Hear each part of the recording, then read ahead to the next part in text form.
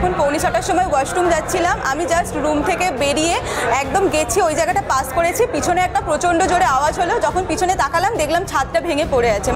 উদ্বোধনের 2 বছরের মধ্যেই বেহাল মালদা মেডিকেলের গার্লস হোস্টেল। খসে পড়ছে চাঙ্গর, আতঙ্কিত আবাসিক ছাত্রীরা। বরাত জুড়ে রক্ষা এক ছাত্রীর। আমি যখন 6:45টার সময় ওয়াশরুম যাচ্ছিলাম, আমি জাস্ট রুম থেকে বেরিয়ে একদম গেছি, ওই জায়গাটা পাস করেছি, পিছনে একটা প্রচণ্ড জোরে আওয়াজ হলো। যখন পিছনে তাকালাম দেখলাম ছাদটা ভেঙে পড়ে আছে। মানে জাস্ট 2 থেকে 3 সেকেন্ডের ব্যাপার।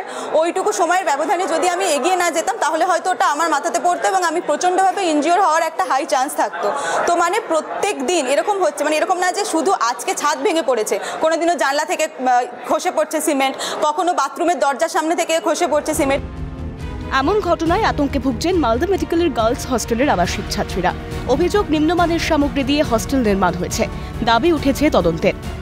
হস্টেলে এমনিতেই অনেক রকম ড্যাম্পিং এর ইস্যু আছে, কনস্ট্রাকশন খুবই বাজে কোয়ালিটির, সবটা বালির ওপর বেস করে কনস্ট্রাকশন হয়েছে।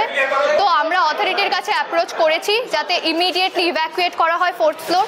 তার সাথে যদি কোনো ক্যাজুয়ালিটি হয় তার দায়িত্ব সম্পূর্ণভাবে অথরিটিকে নিতে হবে এবং সেই হস্টেলের কোয়ালিটি দেখতে হবে, ইনভেস্টিগেশন করতে হবে প্রপার ইনভেস্টিগেটিং টিম ইঞ্জিনিয়ারদের দিয়ে।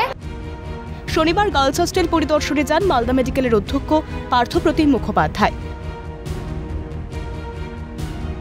WMSCL ইঞ্জিনিয়ারদের সাথে দেখা করলাম, ওটা শীঘ্রই রিপেয়ার ব্যবস্থা করা হবে এবং আমরা ছাত্রীদের যারা এখানে আছেন তাদের রুমে সাময়িকভাবে একটা অন্য জায়গায় রিহ্যাবিলিট মানে শিফটিং করার একটা প্রস্তাব আমরা বিবেচনার মধ্যে আছে। আপনি এখন আলোচনা করব, আমরা আরেকটু মিটিং করছি এবং তারপর তাদেরকে আমরা সেফ জায়গায় নিয়ে যাবো এবং রুমগুলো ভেঙে থলো রিপেয়ার হবে। এই বিষয়ে বিশেষজ্ঞরা বলবেন। তবে আমি খতিয়ে দেখছি, আমি ওনাদের ঊর্ধ্বতন কর্তৃপক্ষকে যোগাযোগ রাখছি ব্যাপারটা। কোথাও কোনো লিখিত কমপ্লেন করবেন?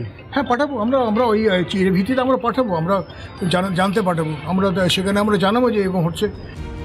এদিকে এমন ঘটনায় রাজনৈতিক চর্চা শুরু হয়েছে। তৃণমূলকে নিশানা করেছে বিজেপি। বিজেপির দক্ষিণ মালদা সাংগঠনিক জেলার সভাপতি অজয় গঙ্গোপাধ্যায়ের অভিযোগ, সরকারি অর্থ কাটমানিতে যাওয়ায় এই হাল।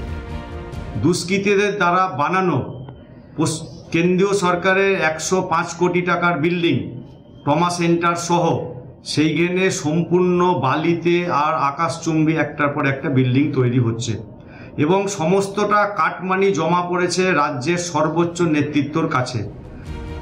হস্টেলের চাঙড় ভেঙে পড়ায় গুরুত্ব মেনে বিজেপিকে নিশানা করেছে তৃণমূল। মালদা জেলা তৃণমূলের মুখপাত্র আশিস কুণ্ডুর বক্তব্য, অভিযোগ পার্টি বিজেপি।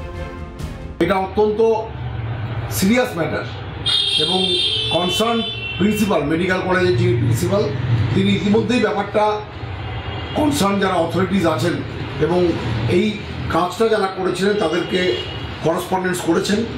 এটা আমরা স্ট্রিক্ট অ্যাকশান আশা করছি এবং আমরা রেস্ট অ্যাসিওর যে এই ব্যাপারে অত্যন্ত কড়া পদক্ষেপ নিয়ে যারা এর জন্য দোষী তাদের বিরুদ্ধে সঠিক আইনানুগ ব্যবস্থা গ্রহণ করা হবে।